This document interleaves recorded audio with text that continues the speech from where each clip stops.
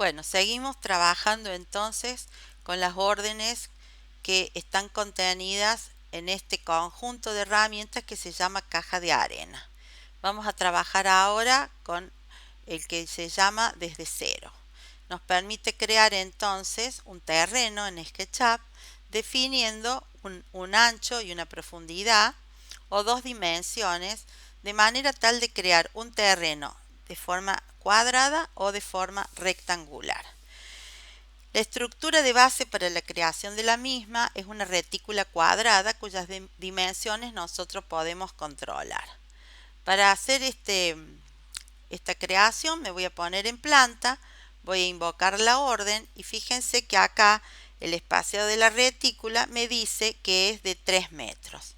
Voy a dibujar un primer lado de mi terreno, voy a hacer un clic con el cursor y me voy a apoyar en el eje rojo, voy a hacer otro clic para cambiar la dirección y finalmente voy a haber creado allí un terreno, ¿no es cierto?, con esta orden que se llama desde cero. Quiero mostrarles que cuando lo creo, este terreno tiene el concepto de grupo, por lo tanto yo lo voy a direccionar a la capa 3 de terreno que ya teníamos previamente creada. ¿Está? Si vamos a la parte de ver la geometría oculta, pueden ver que esta malla es una malla como la que vimos anteriormente, cómo se crea, ¿no es cierto?, desde contorno a base de una malla triangular. En este caso son una serie de rectángulos regulares por los cuales después podrán ser, ¿no es cierto?, manipulados para su edición y para la modelación de este terreno. Bien, así como hemos definido una dimensión en el sentido del eje rojo y una dimensión en el sentido del eje verde, podríamos crear un terreno en la dimensión del eje rojo y el azul o del eje verde y también del eje azul. Pero como en la práctica los terrenos nosotros los hacemos siempre o apoyados en el plano XY para Z0 o paralelos a ese plano coordenado, voy a trabajar ahora desde cero modificando algunos parámetros para que vean cómo se puede cambiar el valor de la retícula. Yo puedo decir que el valor de la retícula ahora va a ser 4 y voy a definir entonces desde aquí, me tengo que colocar en el layer 0 para trabajar. Desde aquí, fíjense, yo ahora podría dar una dimensión concreta sobre el eje rojo y decir que mi terreno va a tener 35, en ese sentido, y luego le voy a decir que en la profundidad va a tener 40. Es decir, que no solo puedo controlar el distanciado de la retícula, sino que también puedo manejar, ¿no es cierto?, los valores de un terreno con dimensiones ya predefinidas antemano. Esta orden es socia de esta segunda que se llama esculpir. Cuando yo me coloco en la malla, que por cierto tendremos que ver de ponerla en su capa, si yo me meto dentro y utilizo la orden esculpir, voy a poder modelar y dar forma a esta superficie que por el momento es plana para que adquiera, ¿no es cierto?, una forma más flexible, una superficie no plana con distintas pendientes y distintas elevaciones y depresiones como permitirá esta orden generar. Vamos a utilizar entonces esculpir y cuando yo invoco la orden, fíjense que me posiciono dentro del grupo en la malla y me muestra una circunferencia marcada en color rojo con el aspecto de unas flechitas en el cursor que me permite, ¿no es cierto?, capturar aristas o capturar vértices. En la línea de medida figura un radio de 10, que es justamente el radio de influencia que va a tener esta figura sobre este terreno.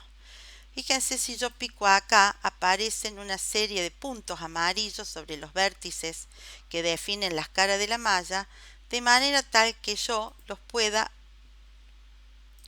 manipular hacia arriba o hacia abajo, creando, ¿no es cierto?, para valores positivos del eje azul, una elevación, o para valores negativos del eje azul por debajo del Z0, depresiones.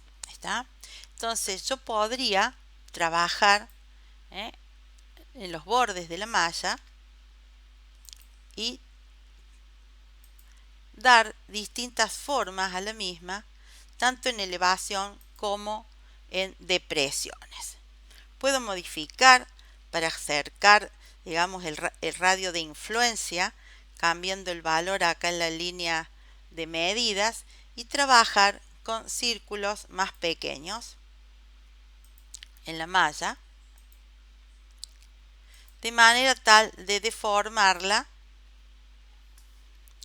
conforme a nuestras necesidades y en la creación del terreno.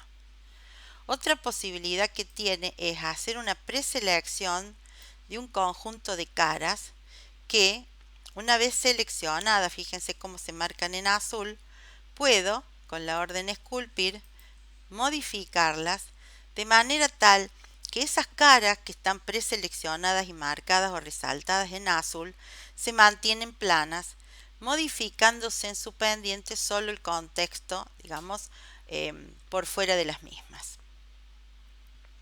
Entonces, voy a colocar allí la deformación de mi terreno y pueden ver ustedes entonces cómo se ha utilizado esta orden, que es la orden esculpir. Voy a traer una copia del modelo con mover y con control y la voy a ubicar aproximadamente sobre la zona plana. Voy a pedir una vista en planta y luego voy a ver que el modelito quede sobrelevado del terreno. En el eje azul lo podemos ver que está despegado de la malla. ¿Está?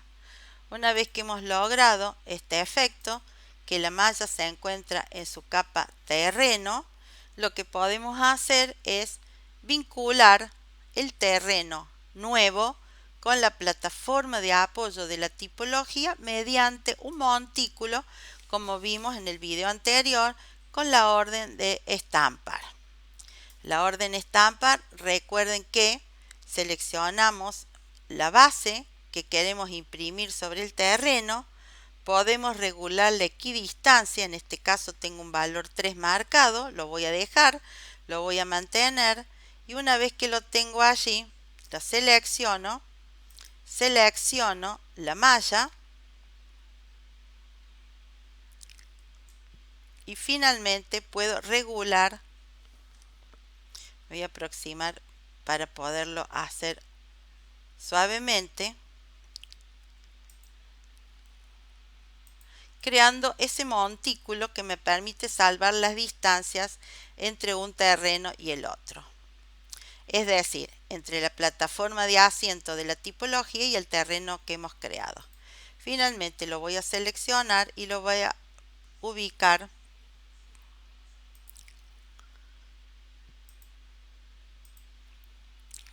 en el borde del montículo. Entonces, yo podría seleccionar y pedir que se suavicen las aristas, y aparece acá en este panel de la derecha, fíjense, el control del suavizado de aristas. En la bandeja predeterminada podemos nosotros, desde la ventana bandeja predeterminada, asegurarnos de tener esas herramientas activas. ¿Qué nos va a permitir el suavizado de aristas? Cuando yo seleccione la malla, voy a poder, mediante estas dos casillas, trabajar los ángulos entre las normales. Definir un ángulo, el mayor de los que podamos definir, para poder controlar entonces el suavizado de las aristas que están coplanarias fíjense, voy a destildar en este caso esto y me voy a mover para ver aquí lo que va sucediendo en el terreno, cómo van desapareciendo, ¿no es cierto?, esas aristas que me marcaban la malla triangular, y también puedo suavizar las normales de manera tal de controlar, fíjense ahí, el facetado de las caras que aparecen en el terreno. De esa forma, entonces nosotros podemos completar y finalmente podríamos aplicar en este terreno una materialidad como lo hemos venido haciendo en los casos anteriores. Entonces, dentro de los materiales aplicados en el modelo, podríamos elegir algún césped para agregar a la malla. ¿Está? Este sería entonces la utilización de la orden desde cero en vinculación con esculpir, y finalmente para salvar las diferencias de terreno utilizamos la posibilidad de crear, ¿no es cierto?, ese montículo que al suavizar aristas queda prácticamente desapercibido.